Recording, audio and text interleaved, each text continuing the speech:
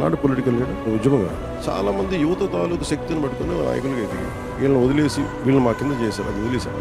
నేను ఎప్పుడంటే లాస్ట్ మైల్కి వెళ్తాను.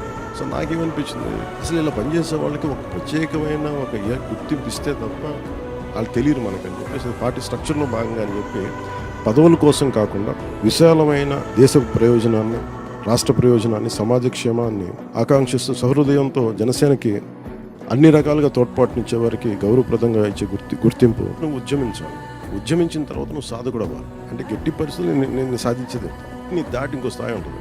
You like to give, that is called ప్రధాత. గౌరవంగా పిలుస్తాను. నాకు ఎలా ఉంటుంది, సాధకులైన నా జన సైనికులు, ఉద్యమకారులైన నా ఉద్యమీలా నాకు చెప్పడానికి బలం. ఒకసారి రైట్ పదం, రైట్ డిజైన్ లేకపోతే బలం రాదు. మీరు అమ్మవారి శ్రీచక్రం చూసారు, మీరు ఎక్కడైనా చూడండి, టెంపుల్స్లో కానీ ఒక గ్రేట్ డిజైన్, ఒక యాపిల్ ఫోన్, ఏదైనా సరే design is very important, name is very important. ఏ పదం పెడతాం, ఏ డిజైన్ ఇస్తాం, ఆటోమేటిక్గా మనం ఆకర్షితులు.